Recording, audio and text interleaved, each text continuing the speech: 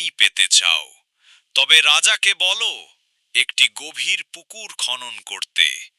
তবে মনে রেখো, যতক্ষণ না তুমি নিজের পা দিয়ে সেই পুকুরে নামবে ততক্ষণ সেখানে এক ফোঁটাও পানি আসবে না।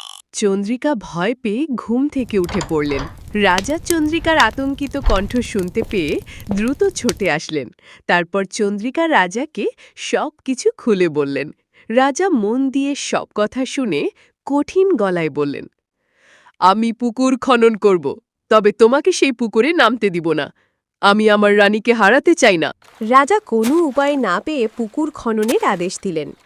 দিন রাত খনন চলল। একটি বিশাল গভীর পুকুর খোঁড়া হলো, কিন্তু অনেক অপেক্ষার পরেও তাতে এক ফোঁটা পানিও এলো না। রাজ্য আরও বিপদে পড়ল। শিশুর কান্না, পশুর মৃত্যু আর মানুষের হাহাকার চারদিকে ছড়িয়ে পড়ল। অবশেষে রাজা নত মুখে রানীর সামনে এসে বললেন, চন্দ্রিকা, এবার তোমাকেই নামতে হবে। আমরা সবাই তোমার পাশে আছি, ভয় পেও না। চন্দ্রিকা কোনো কথা না বলে মৃদু হাসলেন।